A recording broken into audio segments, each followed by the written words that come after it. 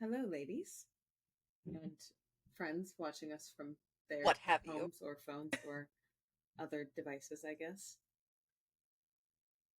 Public transit, maybe. Yeah, Yeah. Hopefully, you're just not watching us while you're driving. that's fine. Yeah. Somebody else is driving you. Great. Perfect. But please, I guess you can always listen to us while you're driving. We're not just a YouTube channel; we are a podcast for your listening That's ears. very I do true. forget about that. I'm gonna stop. I'm gonna stop talking directly to our audience now because I feel like I get like extra awkward when I'm talking to. What do I say? Because it's just like I don't know. It's something about like talking to a stranger. What do I say to you? I'm just gonna dominate this whole conversation because you literally can't respond back to me. You have no choice. You have to listen to everything I say. Obviously, don't you want that all the time? Isn't that what we're here for? Just listening to everything we have to say. It's a wonder we're not like 1,000 times more popular than we are. We have so many cool takes, and we like to command conversations. So much so that we are constantly yelling over each other all the time. All that rambling aside. Yes. Oh my goodness. I know. It's always very fun. Like, I don't know. I feel like nothing ruins friendships faster than Uno and podcasting, where it's just like There's just no winning, even when you win. Yeah.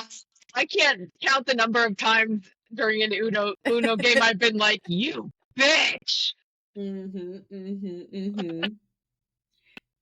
Here you just get into arguments over like hot takes. You're like, that person was obviously wrong. They were so off the mark. What is wrong with them? Yeah, I can't believe you didn't see that coming. You didn't see it either. Like hell I did. See, guys, I'm so good at arguing. That's always I the argue most with fun. myself. It's great. Pretty talented. Thank you. I'm so good at it. That's fair. Hey, at least you'll get an intelligent argument that way, right? So Well, it depends. It depends on how tired I am that day, actually. Yeah. How many times have I had to watch Frozen that day? I think that's really going to color where I'm at. Oh my gosh. Oh my gosh. Yeah, at least Scooby-Doo, you're like actively problem solving while you're watching it, right? So you're like, you're using a little bit of brain power. I want to crack the case. Yeah. I got to figure out who is under that mask. We got to know. The world has questions.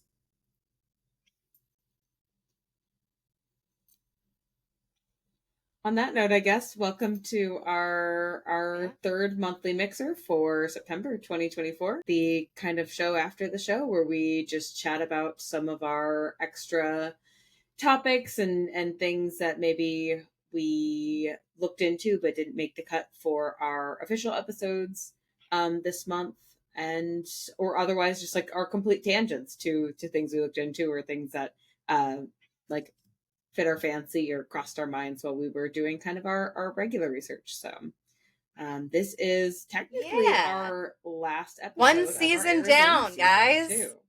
It is. Got this. It is. Our farewell to Arizona. True farewell to Arizona because she's leaving us. And riddance. If only I know. I mean, by the time the next one's air, I'll be gone. Lucky you. I'll be leaving this heat behind, guys. Well, none of us can blame you. When we said that we were going to be moving on to new states like every 3 months, we didn't mean literally, but that's fine. Yeah. I'll try to stay where I am. Gotta be a lot clearer in your directions. At least, you gotta settle down, at least give it. I should have prepared more. ADHD kicked in. I was like, move? What? Go? Okay. Not Arizona. Check. Done. That's all you had to say to get me out of here. Oh, God.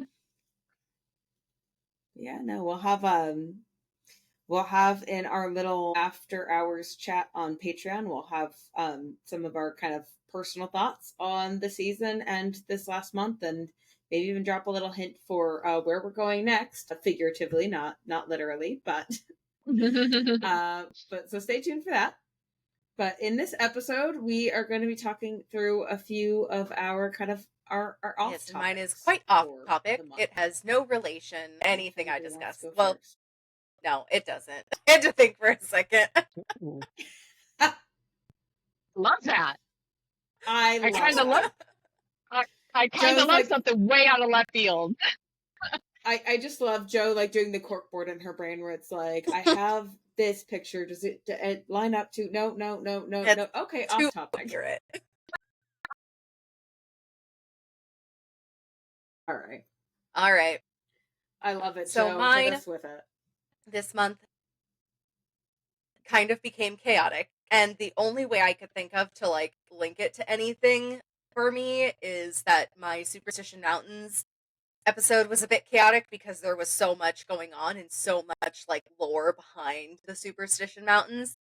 And this is just kind of that. It's a little all over the place. But we're going to be talking about omens for my topic. Nice. Yes. So omens, Ooh. they can be good or I bad. like- And we are going to specifically be looking at some recent omens reported this year that are being spun as like bad omens. It kind of depends on how you look at it, but it's again just kind of chaotic and weird, and it doesn't even have like a true link to anything history. It's just what people have decided over the years is a bad omen. There's no like religious background, there's no like mythology background. It's just this is what people have decided. And that's what we're going with. And the first one, Interesting. Like it. there's three of them. I like cool. it. Why not? So it's going to bounce back and forth a little bit, but kind of in the southwestern Central America region, essentially, kind of a little bit. First one is about the oarfish. And have you guys ever heard of an oarfish before?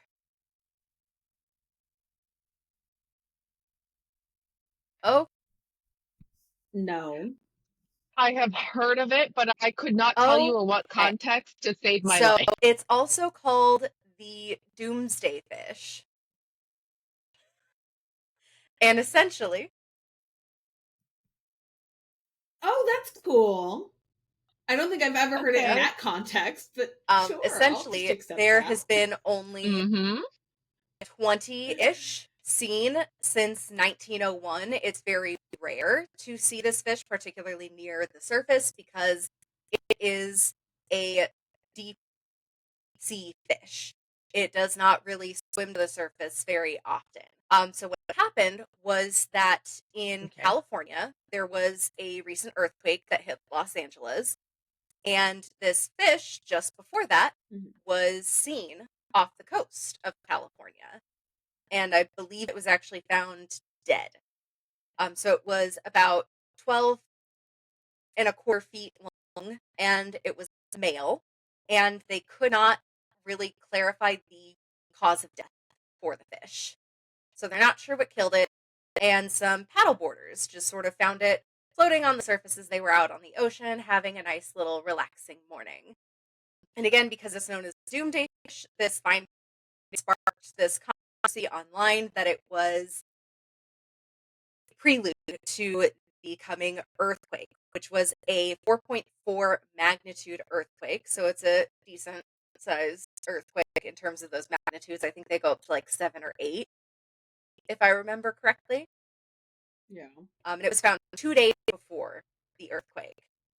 It had been taken to the U.S. Scientific and Regulatory Agency and the National Oceanic and Atmospheric Administration's facility there, where the scientists, again, tried to find a cause of death, but they really couldn't. And there was a from the Scripps Institution of Oceanography on August 16th, as a team of scientists here, again, examined this rare fish. They performed a necropsy or animal autopsy to try and learn about the organism itself, again, because it's pretty rare to find, and again, to try and find the cause of death. And again, it's a deep water fish. It's scaleless. It has a long ribbon-like silvery body with dark spots and a long red dorsal fin crest measuring about 2-ish feet in length that extends from the top of its head. And part of the reason why they can't really figure out the cause of death is because it seemed to be in great condition. They didn't see any sort of like outward markings or damage to the fish, and I'm assuming they couldn't find anything internally either. It just died and floated to the surface. And so the thought process behind the oarfish being a omen is that something happens in the deep, usually surrounding earthquakes, and something with the seismic activity causes it to pass, and then that's when it's typically found, or causes them to rise from the depths to try and escape this seismic activity. I think some of the other ones that have been seen in recent years were in Japan before some large earthquakes. So kind of makes some scientific sense. But over the years, because this fish is so rare and so not often seen dead or alive, it's become that sort of omen of there's something bad that's going to happen. There's some scientific reason that can be found behind it, but sometimes nothing actually happens. You just find a dead oarfish. But people always assume, because of the fact that there's usually this prelude to earthquakes typically when you find one dead, that it's an omen for that. And I did put in our on-air sharing a link to an article that has some images of this fish. And one of them you can see the 2 paddleboarders. You're like, I don't know what this fucking looks like. How do I even figure out what this is? How do I get that description in my head? Well, I'm listening to you describe it. Yeah, I'm listening to you describe it. I'm like, what the fuck kind of fish is that? You can see just how big it is because it's got the 2 paddleboarders with it. I'm not a fan. It's a big fish. Yeah. Even the one underneath it where it just shows like it's all flat, but it's like so long and it's. I don't enjoy that fish. It's a deep sea fish. No, not at all. Weird. That's like, that would terrify me. That would absolutely terrify me. I mean, I know, but just like to your point, like how rare this is. Like if I saw this thing in the water, first of all, I wouldn't know what it was right away. Like I would never be able to identify that. Like, that's an oarfish. So that would lead me with the size of that to be like, what the fuck else is here in the water with us? The Loch Ness Monster. Ginormous fish. Like, killed this dinosaur fucking fish that's with us now. Like, I would be terrified. I mean, it's the same as people finding out. Scary. And like these paddleboarders are just like, it was dead in the water, like died. They didn't need to be scared of it at that point. But I do get where you would freak out about something else possibly in the water if you found a dead fish. But again, it didn't have any damage to it that they could find. They don't know why it died. So maybe they just weren't scared and they hopped in the water with it to be like, oh, let's take this in with us. This is really interesting. But I could see how, like, especially back in, like, only 20 scenes since 1901, right? Like, if you're in the 1900s and you saw one of these, that would be fucking freaky. Yeah, that's not... Oh, yeah. Yeah, you're like, sea serpents. Sure. Of course. This is a sea serpent. Absolutely. This is what they drew on maps. Like, that makes sense now. Yeah. It's a baby sea serpent that has died, and its mama is going to come eat me. That's fantastic. Baby sea serpent. No, she's going to come exact revenge. The earthquake was her revenge. Because, they have those theories about, like, big serpents being part of the earth. Yes. So. Yes. Stomping around. You guys, this is like a fantastic movie. Like, come on. I'm sure there's some really B-rated sci-fi horror. I love it. Monster thing. Yeah, this fish is ugly, by the way. I'm sure. They have a movie about fucking lampreys getting onto land and eating people. So I'm sure there's something about the oarfish out there. That's true. If you don't know what lampreys are, they're basically like a long suckerfish. I'm going to have to put that in my notes. Search for an oarfish horror movie. So ridiculous. Yeah. The ugly mouths. Oh, yucky. They're ugly. Now you know. And so that's... All right, so we have one bad omen, but at least it seems like the event already like happened for it. So okay, not for that one. It's not waiting in anticipation, right? Right. So that was our first omen. I don't like the way you said that one. Well, we'll find out. I know. I'm getting worried. I'm getting nervous. I'm Next like, omen has to do with a Mexican pyramid. So did you guys hear anything about this? Okay. I get very different news feeds than you guys, I guess. No. I don't know what to tell you. Yes. Google thinks I need to see. Yes, I think so. So a stone pyramid in Mexico succumbed to increasingly chaotic global climate is how they're spinning it, which does make scientific sense. So on the night of July 29th, a 15-meter high or 50-foot high square monument located in the state of Michoacan, I think I said that right, suddenly slumped under the pressure of incessant rain, and its south wall crumbled into a pile of rubble. The pyramid was once one of the best preserved monuments in the Michoacan Kingdom civilization. It's located at Ihuatzio, a remarkably preserved archaeological site that contains another pyramid, a tower or fortress, and some tombs. It was first occupied 1,100 years ago by indigenous Nahuatl-speaking groups. Later, it became the headquarters of the, I'm probably going to butcher this one, Huerhepecas people? I think I said that right. I don't know. I'm sorry if I didn't. And the only empire the Aztecs could never conquer. So their culture is still alive today.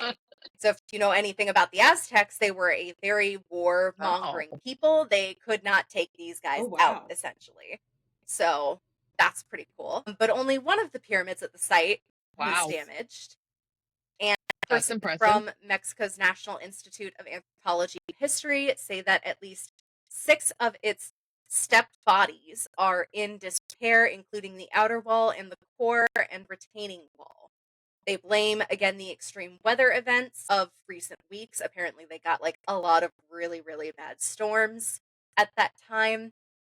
And according to someone named Taria Kuiri Alvarez, again, I hope I said that right. I am so sorry if I didn't. They identify as a living member of the Purépecha tribe, and his ancestors would have interpreted the crumbling of the pyramid at Ihuatzio as a bad omen. So in a Facebook post, he said that before the arrival of foreign conquistadors in Mexico, something similar happened, and it's because the gods were displeased.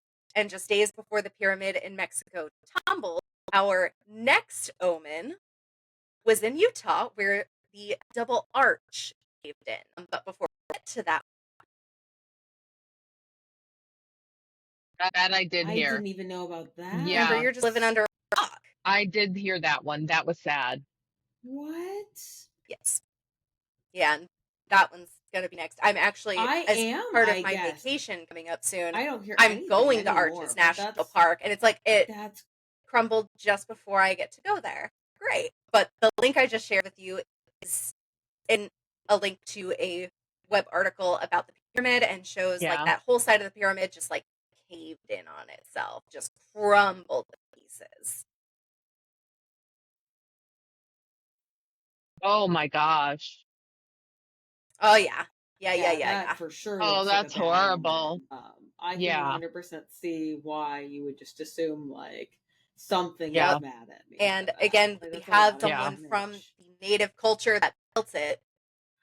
Yeah, it's like he's saying that all like insides this came has happened spilling before, and it's a bad omen, and bad things were happening, and gods were displeased. And so you have that reasonable explanation of weather causing it, which could also be the case, but at the same time, people are linking it back to this mythology that something bad is coming on because it happened before the conquistadors last time. So, I mean, if the Aztecs couldn't take them down, what bad thing is coming again? Yeah, maybe these are all just omens of global warming. Could be. In all honesty, global warming is a thing, people. Yeah, it sucks, and that's part of why we want to get out of the fucking desert. That's just for real. Like... Maybe all these bad omens are just about that. Maybe. The bad omens are just about that of like, hey, dummies, you're not listening to anything else.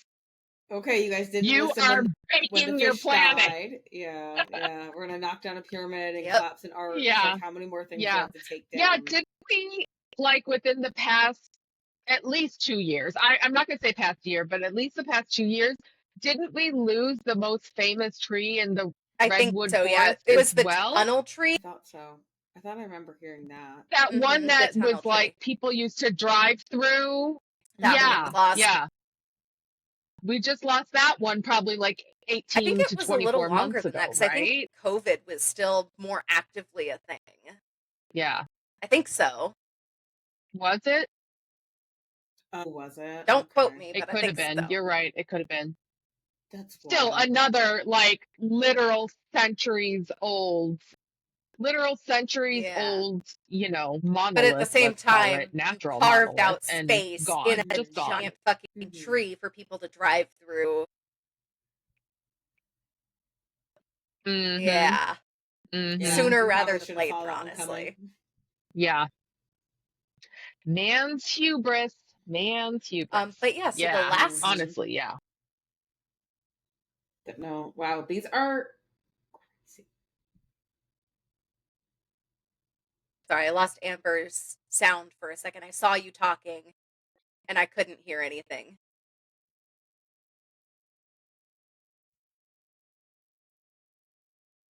Oh, I was just saying these are crazy. Like, this is crazy to think about. Yeah, because they all happened really recently too. Like the oarfish, I believe, was in May, and then the pyramid was in July, and then just after the pyramid was the Double Arch Cave in Arches National Park.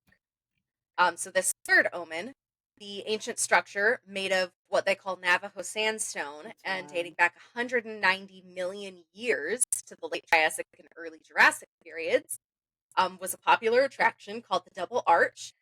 Takes its name because it consists of essentially two arches. Really, if you look at pictures of it, it's really like a circle with a hole in it, and that's why they also call it the toilet bowl. And oops, I did not copy the link. Let me copy the link. I was like, and here's an image of it for you guys. There we go.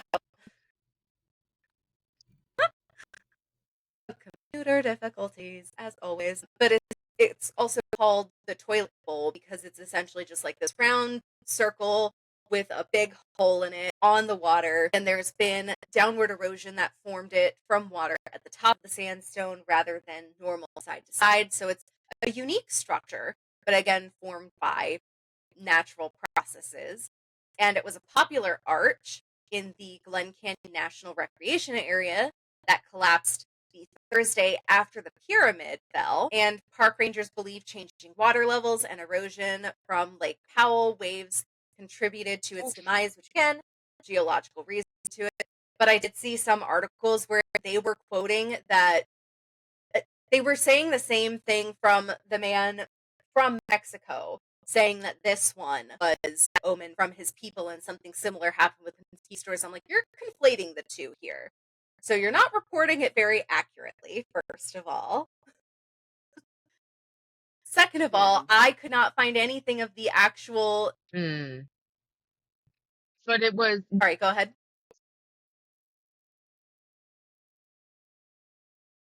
You said it was like like part of the Navajo Nation. Is that what you said? It's the Navajo. So it's in the Navajo from that Nation. From I don't know if the Navajo were part of that area historically. I would think they are because it's more of like the Four Corners area, and that makes sense historically. But it might not have been specifically them. It's called Navajo sandstone. That's the name of the actual rock type that it's made out of. Okay. So it's not actually linked, and I did check. Nothing that I could find actually links it back to Navajo mythology or history or anything other than it's just a structure that formed there. Could not find anything like that. They were just linking this Hispanic man in Mexico who was part of another native culture, saying that this pyramid that fell, it's the same thing as the Double Arch caving in, being a bad omen. It's like, again, we have some idea of like there's geological processes at place here. And again, global warming could have had a factor in this, with extra rainfall in the area that they don't normally see, causing that erosion to speed up. But people are taking that as well as a bad omen for things to come. And they're like, things always come in threes. So they're expecting something big to happen. I don't know. Take it with a grain of salt as you will. Because I will also say, I tried looking for any others that have happened more recently, and all I could really find were fucking religious postings of people saying that the partial and total eclipses we've had in the last couple of years more frequently in the United States being bad omens. Like, I'm sorry. We're in the 20... I don't think we can take eclipses as bad omens anymore. Not unless it's a completely unexpected one that doesn't make sense. And plus, we know exactly when they're going to. Yeah. Exactly. That's why we know when they're going to happen. Yeah. Like, they know nothing about physics. Like, it just has to do with the angle of the planet at that point and where it's at in the rotation. And, like, we know when they're coming. They're not a surprise. And just because we've had it's not more frequently in the last couple of years in the United States specifically, again, doesn't mean it's a bad omen, because just because they haven't been happening here as often doesn't mean they haven't been happening across the rest of the globe. Majority of our planet is water, guys. You're not going to see eclipses all that frequently because they're typically happening over open fucking ocean. So it's a cool thing to witness. It's a cool thing to track and pay attention to. It's not an omen of, like, the second coming of Jesus, okay? Because that's what these posts were, was, like, the second coming of Jesus, or, like, some huge political overthrow is gonna happen, shit like that. And I'm just like, you guys, why are humans so dumb? I'm sure you wish. Down for that one, but I might be down for the political overthrow. I'm just saying, if I had my druthers, it would be that one rather than the second coming. I don't think so, because I don't think the people who are, like, really chomping at the bit for a political overthrow are not the people you want to be overthrowing anything. Just trust me on that. What do they have? Like, I'm not even going to start discussing you don't want to start there. Yeah, you don't want to do that. I will say, like, these two can definitely see as omens, and, like, it's just wild. The photos of this double arch, like the first photo that shows what it used to look like, and the second photo are so wild, because the second photo, like, to try and figure it out, it took me a very long time to puzzle together, like, what I was even looking at, as far as, like, they're showing it after the fact in that second one, and it's from a completely different angle. Crazy, but then you can see, like, you've lost so much. Yeah. It's like the dip in the stone is all that's left. It's that's crazy. So, just some weird things that people have taken as, I mean, this is the coming of days, this is the end of times, what have you, signs. It's like, I mean, there is some reasoning behind a little bit of it. Again, one of them could be seismic activity with the fish, the pyramid. There is some mythology behind that one. But the double arch, there's nothing foreshadowing that could really be a sign from, like, historical times or mythology that's linked to it or anything. It's just rocks that fell in the water. But people are taking this as, like, a very serious mention of keeping an eye on things going on in the world. Who knows what could come next? And, like, monkeypox is coming up as, like, this big issue with another pandemic being possible. These are markers that that's going to happen. I'm like, what does that have to do with a pyramid collapsing, unless the pyramid released the monkeypox, which we know it didn't. So ancient curse has been released, like the movie Vines, you know? Pyramid. Just God. Take every But so that's my take. I literally it doesn't necessarily have to have any mythology around it. If it affects the United States, automatically people are more like, oh my God, this is so much more important. And because they happened also closely to each other, I think, as well, is why people are freaking out that is too. True. But take it with a grain of salt. 100%. Especially within like a week.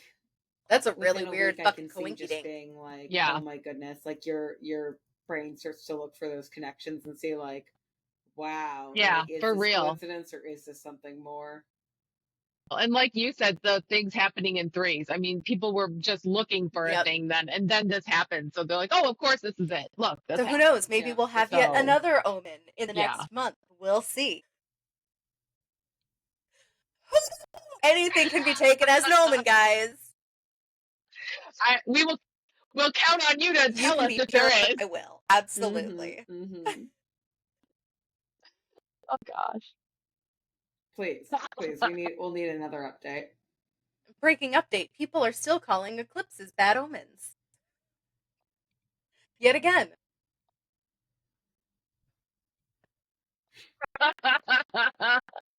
And again, we've had another one. This time the moon was full, and they say that seriously too. We're beginning to. I think we have one or two actual like supermoons that are going to happen the rest of this year. People might take that as a bad omen of some sort.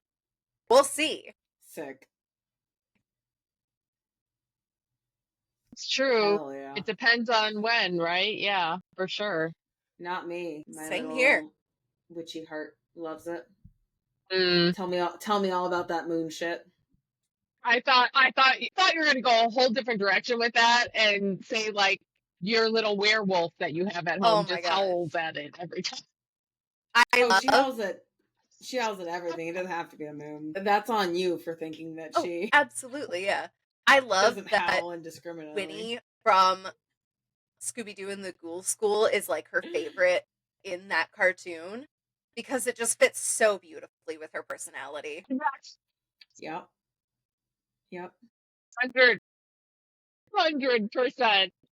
Yeah. My little feral child. At least child. she keeps things interesting. Too strong for her own good, too headstrong. I mean, yes, she does. She's so interesting. She's in this phase too where she's like, she tries to help us with everything, and she doesn't like fully get the steps to help us. So she just tries to strong arm all of it. I'm like, oh, where could she ever have gotten that? Oh my gosh. Not me, certainly. Not at all. Okay. It has not come from that side of the family at all. Not at all. I love it. All right. All right, I'm gonna dive into mine. Okay. I'm gonna dive in. I'm just gonna cut you off and dive in. All right. So I do have another murder that I didn't want to do this as one of my, my Arizona ones because it is a little more well known, I think. Maybe you guys will remember it, maybe not, but it is a little more well known. But I did think it was interesting, so I wanted to at least touch on it. This is going back to 1997, January to be exact, January 16th of 1997. Have either of you heard of, or does the name Scott Falater ring a bell? No. I might be butchering the last name, but Falater, Falater, Falater, I'm going to go with. All right. He's a super interesting dude. Okay. So on January 16th, 1997, is the date we're looking at. Scott was married to a woman named Yarmila. He called her Yarm for short. His little pet name for her, Yarm. Okay. And they had 2 children. Her name sounds familiar. Okay, that's a good call because she is 100% our victim. Oh, no. So they had 2 children, son Michael and a daughter Megan. Don't they just sound like the perfect little Arizona family? Scott and Michael and Megan and then Yarm. She's a little bit So on the night of January 16th, busy family day. Scott worked. He volunteered at his local church. He was actually part of the Jesus Christ of Latter-day Saints. Is that how you say it? Yes, I think so, yeah. Yeah, the Mormons, right? So he was very active in his church. He worked. Came home, they ate dinner. Kids ended up going to bed around 9 p.m. So it was just Scott and Yarmila that were up. And she had mentioned to him that she was having trouble with something was wrong with the pool filter. She needed him to check it out before they went to bed. He went out to look at the pool filter. She ended up staying inside, fell asleep on the sofa. He couldn't figure out what the issue was or couldn't fix it at the time. So he gave up, came back in, saw her asleep on the sofa, didn't really want to wake her up. So he just kind of gave her a peck on the cheek and said, I couldn't fix it. I'll look at it tomorrow. It was dark out. He couldn't really see well. You know, he's out in the dark. He's like, I'll fix it tomorrow when I can see what's going on better. Went to bed himself. By 10 p.m., so this is only an hour window from when his kids went to bed. By 10 p.m., the neighbors heard some moaning sounds coming from the backyard. And they were like, and for those of you that are listening that don't live in Phoenix, the thing about Phoenix or a lot of Arizona is that the backyards are very close together. We all have block walls that separate our houses. I could literally look over into my neighbor's yard, into the neighbor behind me. Like, it's all the houses and the yards are all very close together. You don't have a lot of large space. Yeah. Very small backyards too. Like sometimes you get a big backyard, but most of them are very small. Mm-mm. Yes. So you're very close to your neighbors. And so they were outside at 10. They heard some moaning in that neighbor's backyard, got a little curious and peeked over the wall. And what they saw was Scott dragging Yarmila, who was moaning, that's the moaning they heard, to the pool. They had a pool in their backyard, to the pool, pushed her in, and proceeded to hold her head underwater. As the neighbors watched. Good. Horrified, immediately called 911, and they were like, my neighbor is drowning his wife, get here quickly. By the time the police got there, they knocked on the door, or barged in the door, I should say, and Scott was on the landing of the stairs, so obviously more than a one-story house. He was up on the landing, looking like he had just been woken up, very confused, very alarmed at what was happening, not sure what was going on. And the police asked him who else was in the house, and he said, my wife and kids and myself. And they proceeded into the backyard, pulled the wife out of the pool, and it just was full of blood as well. Not just was she drowned, she was stabbed like dozens of times as well. So they pulled her out. It was already too late. She was gone. There was nothing the police could do. So they brought Scott in for questioning. And he proceeded to be incredibly confused and basically say, I have no recollection. I have no idea what you guys are talking about. I thought my wife was sleeping on the sofa when you barged through the door. I don't understand what's going on. And they confronted him and said, well, your neighbor witnessed it. It was 100% you. Your neighbors witnessed it. Like, it's not an intruder. And he was just flabbergasted, just completely, I don't understand. I don't know what you're talking about. None of this makes any sense to me. Meanwhile, they searched the house, did their due diligence. They found bloody clothing and a hunting knife jammed into the wheel well of his car, like hidden in the wheel well of his car. Confronted him with that. He was still like, I have no idea what you're talking about. Come to find out what he is famous for, his defense, and his family verified this and was very adamant about this. He was famous for the first sleepwalking murder defense. Maybe not the first one, but he's what made it famous. I remember that. His claim is he was asleep the whole time. Yeah.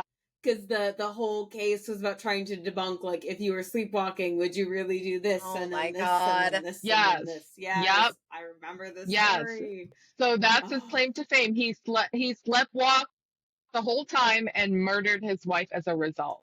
So yeah, they claimed that he was stressed, he had a lot of work, he was sleep deprived, he was mentally, like, in the back of his mind, upset that he couldn't fix the pool for his wife. Every fucking day of my life. Known sleepwalker. Okay. And he had gotten violent, I guess, before. Yes. Yeah. So yeah, that's what he's famous for. Is that is now at least, I won't say valid or legitimate defense, but people do still use it every once in a very blue moon. They'll use it as a defense, and I believe some of them have gotten off. At least one guy, I think, got off, and he like drove his car to his, not this guy, but the guy that got off. I think he like drove his car to his mother-in-law's and killed her in his sleep and drove home, and he actually was found not guilty or something like that. Scott, however, was found guilty. He is currently in prison. He did not get a death penalty. He got like a life sentence. He is in prison in Arizona.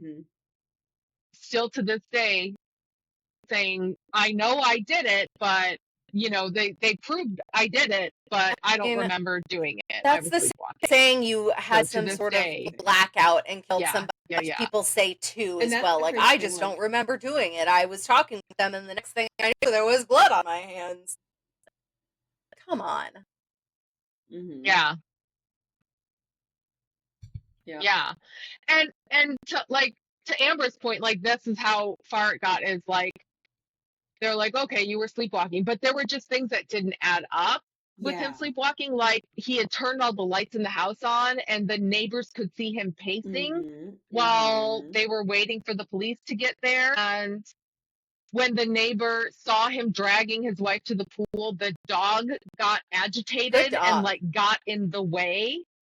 And he calmed his dog down and like sent it back inside the house, went back to dragging his wife. So there were just things that they're like, any of those things should have jarred you out of your sleep had you truly been sleepwalking. And so that's kind of what his guilty verdict hinged on, is people just not believing that every one of the steps that it would have taken him to stab her and then calm the dog down and find a flashlight and then drag her in the water. They're just like, no. Sorry, buddy, we don't believe you.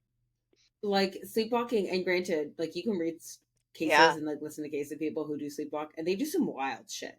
So I wouldn't be surprised if someone legitimately killed someone. I honestly wouldn't even be surprised if he stabbed his wife in his trying sleep to cover it up, and then woke up, and the rest of it was like, I have to cover this up somehow. Yeah. Because, like, I know people can do, like, I have heard stories, or, like, you'll see stories of someone who's just, like, I woke up in bed with, like, muddy boots on, and, like, I'm holding this thing I don't own, and I don't know what happened. And people are like, well, you sleepwalk, buddy. And so it's, like, you can do a lot of shit in your sleep, like, if you're a sleepwalker, and it's wild. But, like, I remember that case, because, there were just so many little inconsistencies of, like, asleep. I think, I remember, like, in my head, the one I specifically remember was the wheel well of the car, where they had basically had someone in to argue and say, you like, whave if you were hid sleepwalking, the evidence, like, you wouldn't have changed. Like, that's not, like, you wouldn't have really recognized the state you were in, because you wouldn't have seen yourself. And then the lights in the house. I remember. And by the way, I don't know that I could open the wheel well of my car, like, stone cold sober in the middle of the day, bright daylight. I would be like, how the fuck do you get this thing open and get in here? Like, the level of, like, comprehension that you have to have, I feel like, to do that. Absolutely. There's no way. I could, like, again, like I said, I could see maybe sleepwalking part of it, but, like, there was just, I remember that case, because it just kept going and going and going. Even if you do something at some point, you're sleepwalking, especially if you have interaction with another person or an animal, at some point, you're likely to wake up, especially if it's something like stabbing your wife. You're likely to wake up. Like, I follow a TikToker. Her handle is Selena Spooky Boo.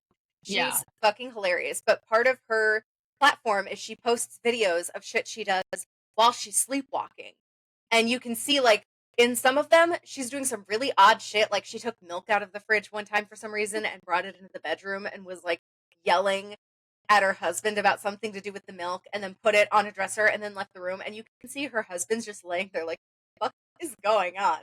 Like, he knows she's clearly sleepwalking.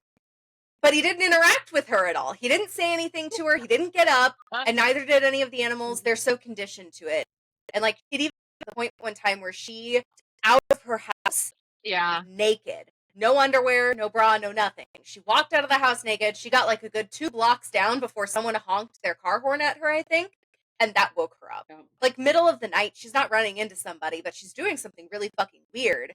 And she's going a great distance. Yeah. But if you don't have that sort of interaction with something, you're not likely going to wake up. But if you're stabbing your fucking wife, I think you're going to wake up. Yep. Especially because she probably fought back.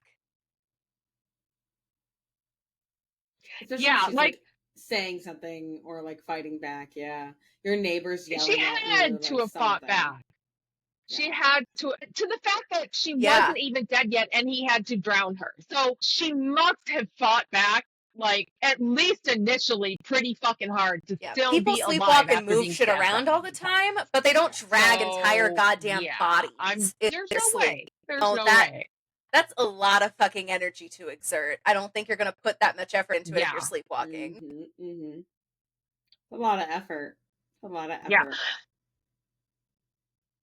And it doesn't, like, to your point about the milk and that, like, when people do sleepwalk, it doesn't tend to make sense what they're doing. Like, there is no cognitive thinking. So it's not, this person is alive, I have to hold their head under the water to make it stop. Like, that takes a level of comprehension that you don't have when you're sleepwalking. Because for the most part, they're like operating. It's very similar to like even just moving around in your sleep and stuff like that. Like when you're half awake and stuff, where you're still operating slightly under dream logic, where it's like it's, you know, like her yelling at her husband over milk makes sense because it's like, oh, like you go in your sleep brain, you're like, I need milk, and then you pick up milk, and then your brain supplies like, this is the wrong milk, he bought me the wrong milk, and like you go in and it's like, I need this milk to make cereal, I can't use this other milk, that's not the right milk for cereal, and then you're like, I gotta yell at him about it. Like it always follows that, like, and that's me making shit up, but it always follows that kind of like slightly inconsistent pattern of like your brain is trying to piece together the real world, and, like jumping sleep at the same time.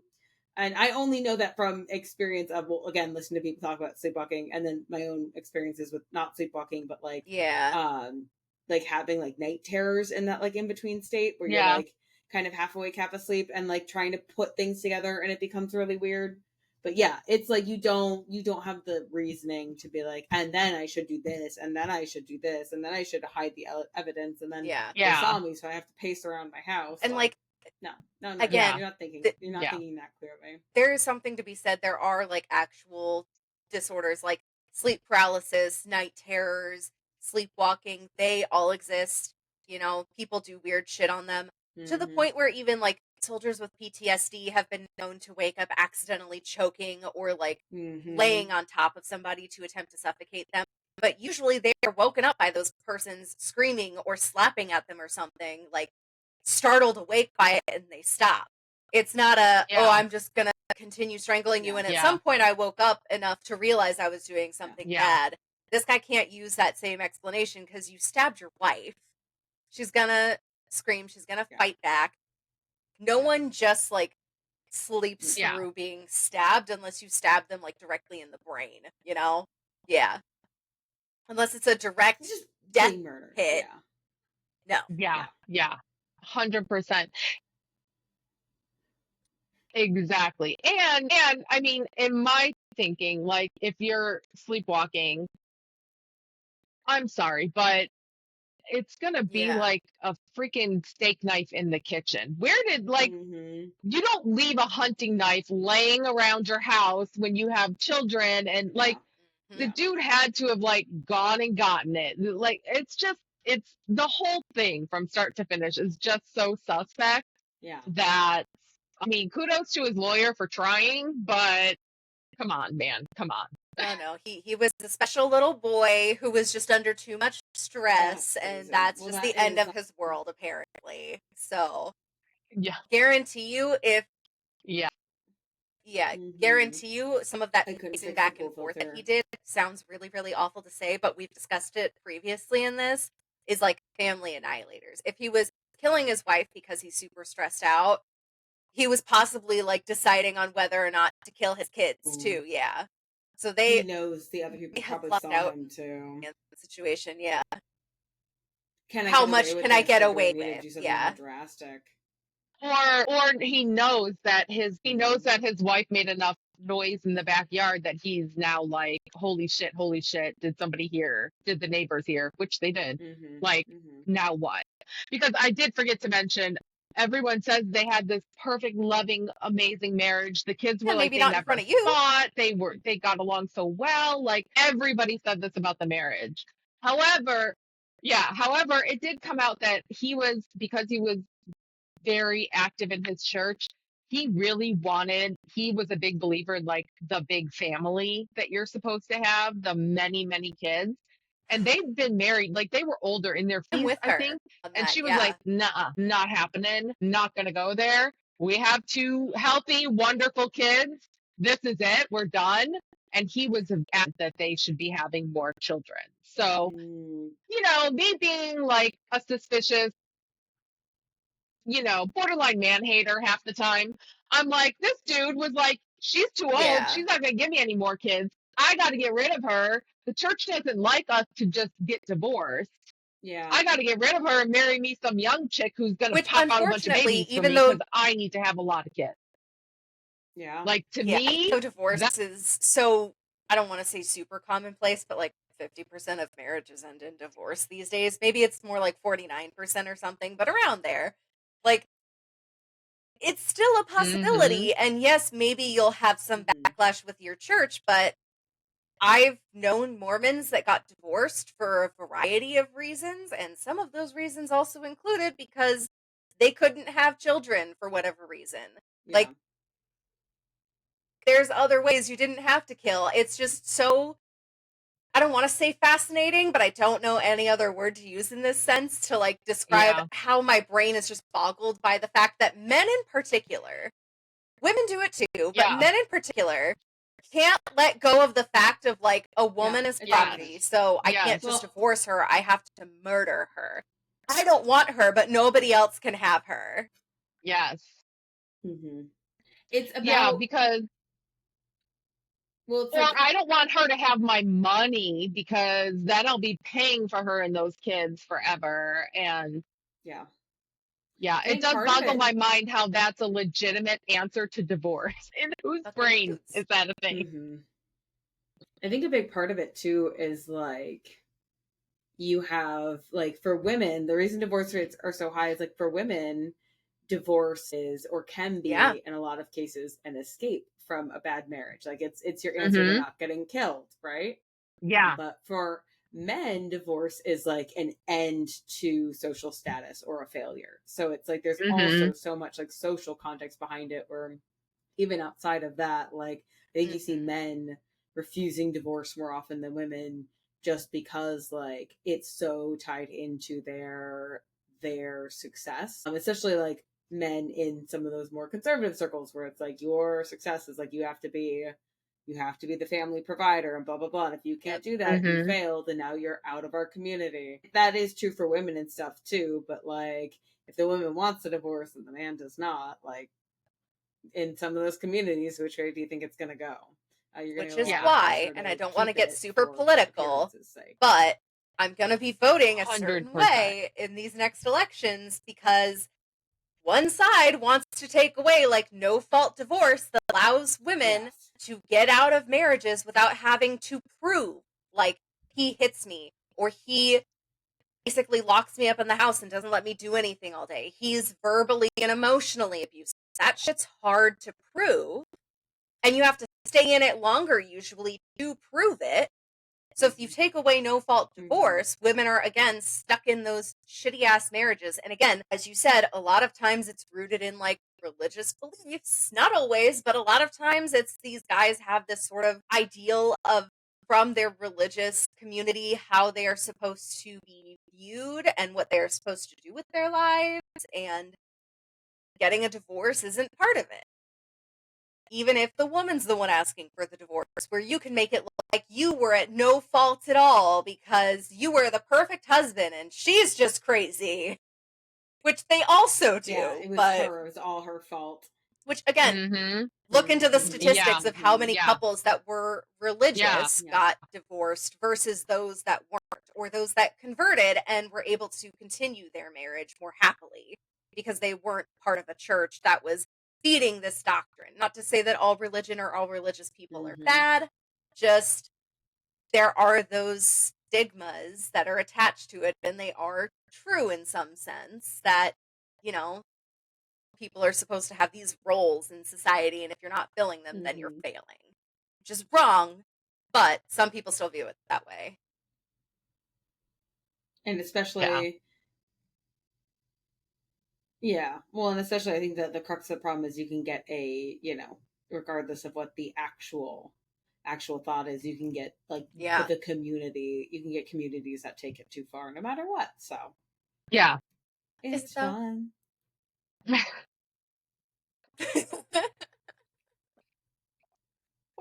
No, not person.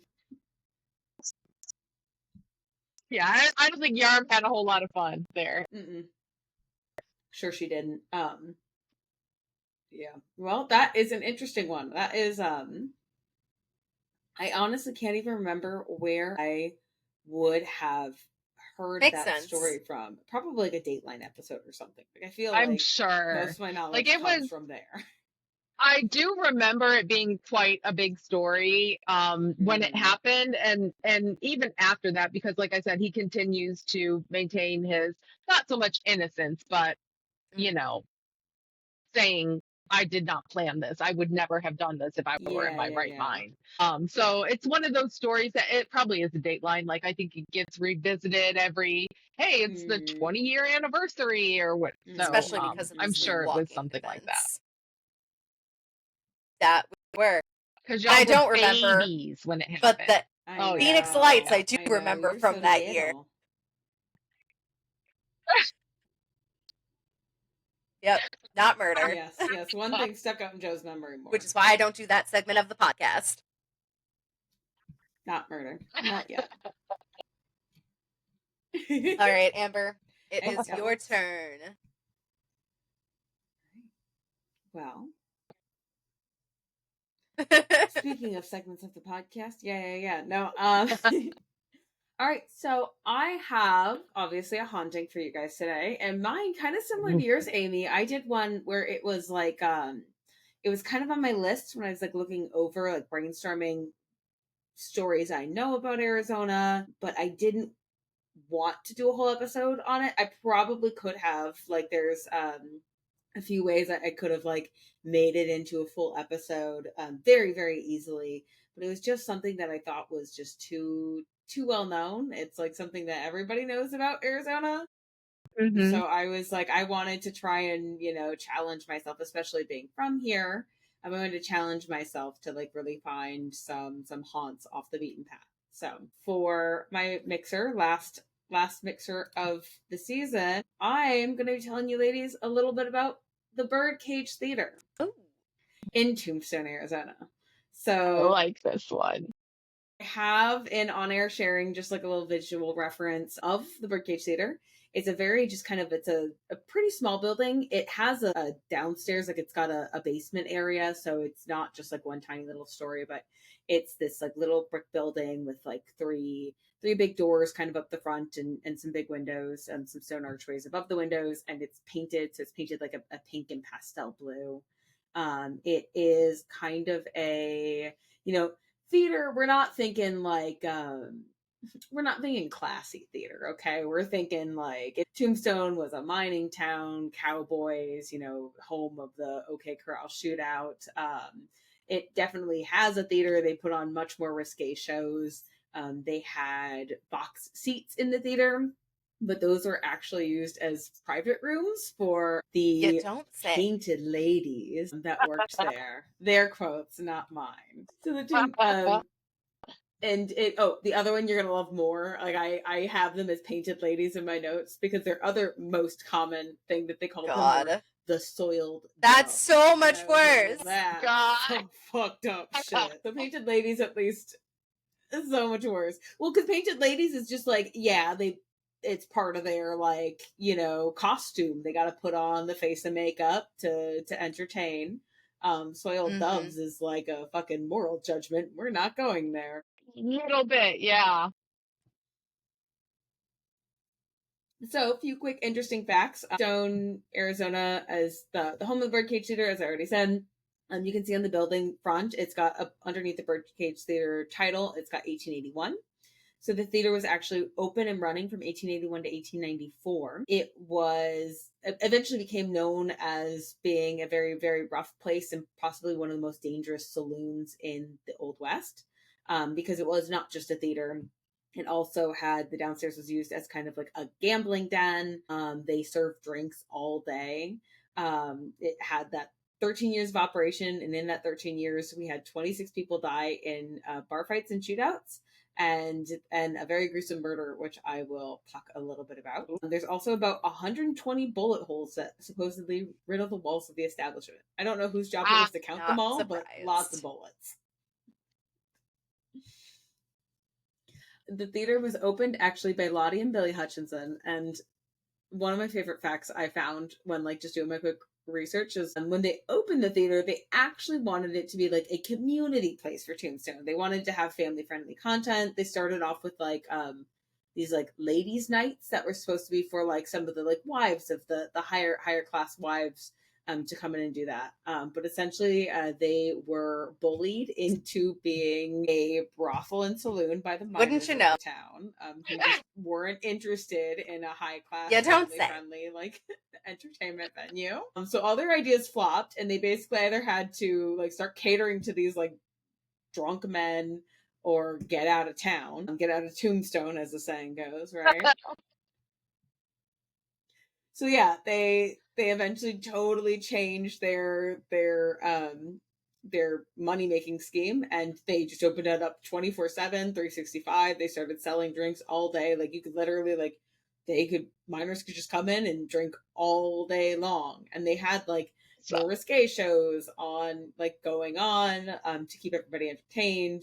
And then they had like I said already, the kind of private boxes were lent out as private rooms so it also operated basically as a brothel, just going on all around the entertainment. So there are quite a few ghosts there, mostly women that are said to haunt the place. Shocker. So you have, and one of them is tied to a very like gruesome murder that has actually there's evidence has been found for it. So it's like not just like a floating ghost story. It's it's a real murder. So this is the story of Margarita. She was known as the Belle of the Birdcage, and she was a painted lady at the Birdcage Theater. She had a rival called Little Gertie the Gold Dollar. Gertie worked at a place called the Crystal Palace, which was another brothel located in Tombstone.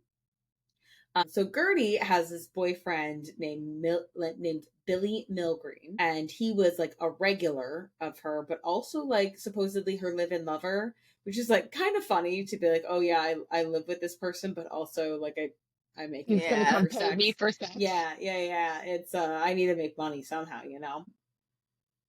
But Gertie essentially caught, it says like fraternizing. She caught Billy and Margarita fraternizing in the birdcage. Doesn't say that she like walked in on them. Like I couldn't find anything about like how sordid this caught was. But just for thinking that Margarita was trying to steal her man, like not even like catching them in the middle of the act, she kind of snapped and attacked Margarita.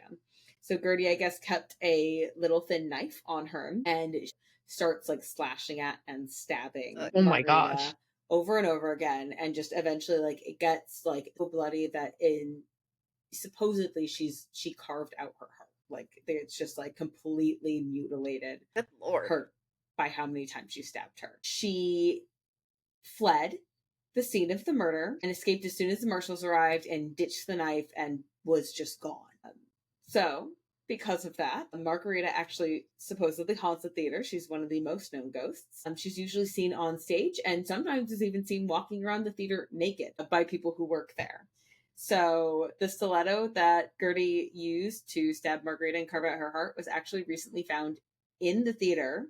I don't know if they have it on display or not, but it's thought that item is what is still tying Margarita to the theater today, and why she cannot move Makes sense. Yeah. Fucking wild. Somebody needs to come exercise that knife, man. I know, dude. Bury that shit. Like, let that move on. I do have a few other ghosts for you. Again, all women, very sadly. But there's another one, Carmelita Jimenez, I think, and she is a woman who worked at the Birdcage as another painted lady. She actually died by, and trigger warnings as always in the notes, but she actually died by suicide. So she poisoned herself with arsenic. She was found by Oof, her. That's a rough way to go. I know. Arsenic is not a good one. But she was actually found by her boyfriend and cousin. And she was found. Wait.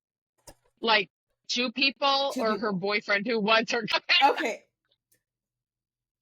That's a fair point. So when I read the notes, the way it's worded, I'm leaning two people. But when I was like taking my notes and reading through the stories and stuff like that, it really wasn't the clearest because they don't have names. But some of the grammar leads it is a fair question though, because back then cousins marrying cousins was still a thing in a lot of places. Yeah. I mean, not that bad. Yeah. I mean, yeah. So in theory, her boyfriend and a separate person who is her cousin find her. Let's go with that. We're gonna go with that until proven wrong. But they find her actually just like in the midst of being poisoned. Like, she's not already dead. She's like throwing up. They rush her to a doctor to try and like figure something out. But arsenic be arsenic. So they couldn't save her. She actually dies. The theater actually closed for the entire day when they found out she was dead, like in remembrance of her. So, it's kind of like closing a Waffle House for a storm. Like, it doesn't happen very often, but like if it does, the Waffle House meter. If the Waffle House is closed, something serious shit. Something big. So they did like at a Yeah. This was the Birdcage meter, which is like if we're closed, like another woman's dead in Tombstone, I guess. I think it would depend on how. Sorry, I was just gonna say I think it depends on like how hers is actually pretty popular that girl probably was. Like she sounds like she was probably a favorite.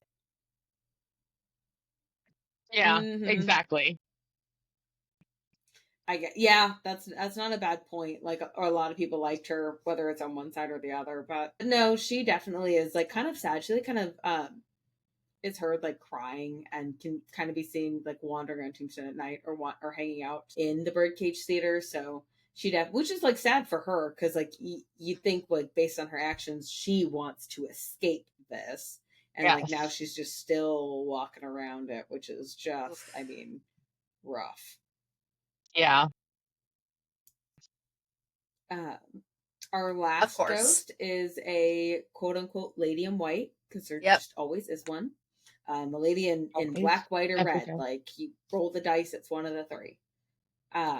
She's actually appears though as more of like a high class lady, so it's kind of odd. She wears a white dress and bonnet and has been seen by just about everyone who's worked at the museum. She's often like, a lot of times people will like take pictures and stuff like that, and they see kind of this like formal prim and proper lady or report it. So she's kind of the most seen ghost in the Birdcage Theater. She seems to be kind of a residual hunting. She does not acknowledge the presence of others. She really just kind of is seen moving around and like going about her day, sometimes heading downstairs or into like the gambling area and stuff like that is where a lot of people have claimed to see her, or just like walking around the theater in general. And then despite being the most commonly seen ghost, like nobody knows who she is. Like I don't have a name for her or anything. There's like no person that she's one of those high class ladies from when they first tried to open it, and then something happened to her that finally made them go, okay, maybe we should let the minors bulk this into turning this into a brothel, Yeah.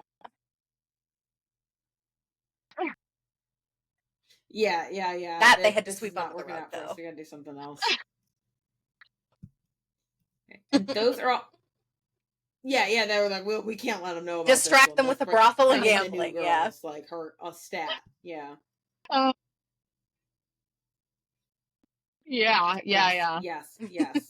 Get the half-naked ladies on stage now.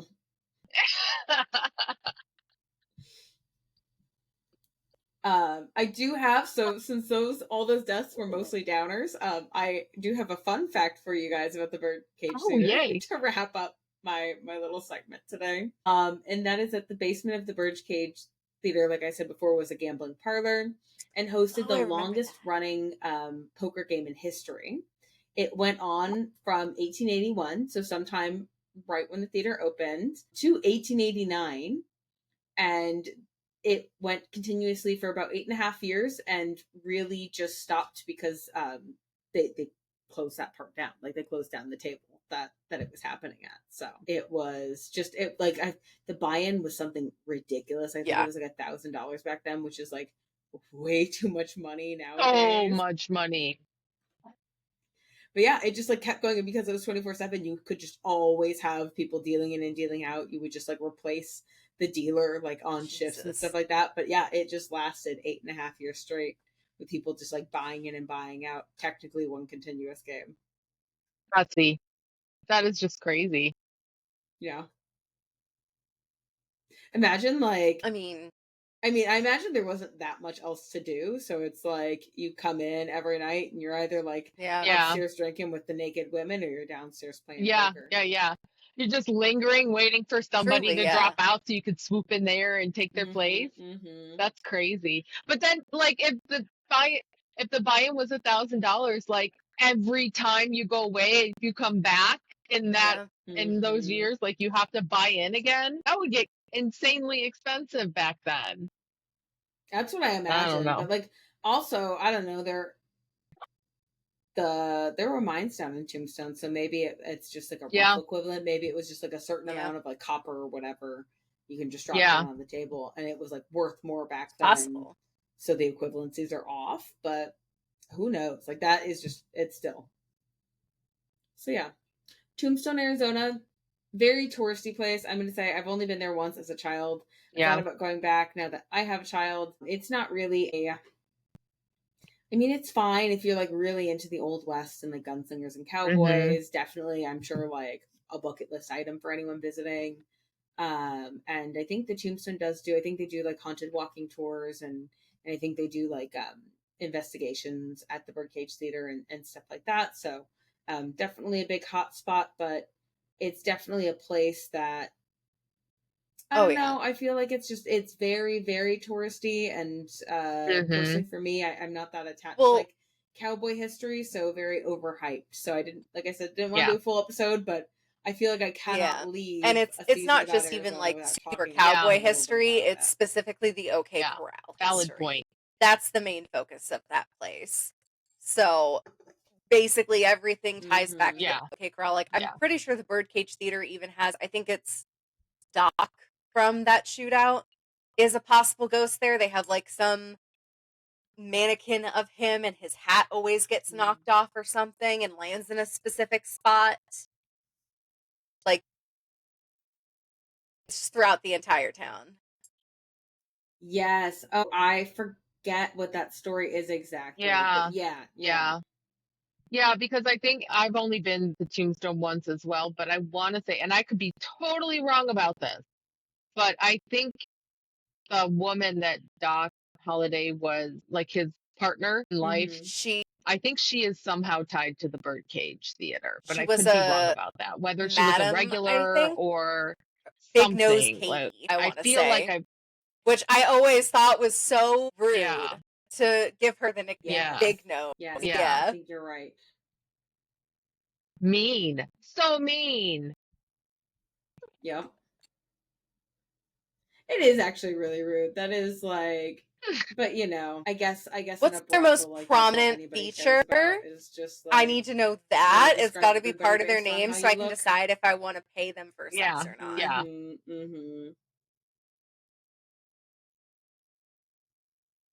Yeah, Little Gertie Belle, like Margarita Belle of Birdcage, like that one's hot, that one's short, like poison. Yeah, that one's got a big nose.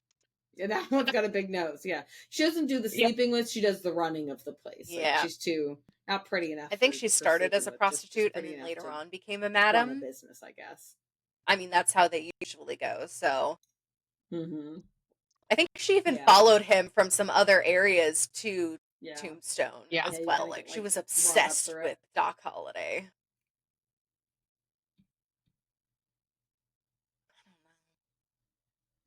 I mean, Like, grown why? fucking men these days are obsessed with Doc Holliday just know, because of the man. shootout, I and don't I know. don't get that either. So, I mean, that's true. That's true. That's true.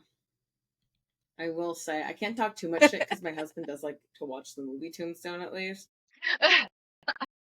Such a bad movie. But so does mine though, but such a I bad know movie. it's not anything Same. exciting to me. I get so bored. Like I can't watch it all the way through.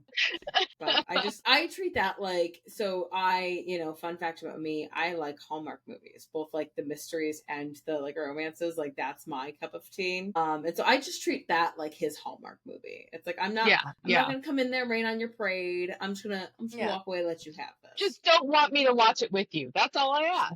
Don't ask me to watch it with you.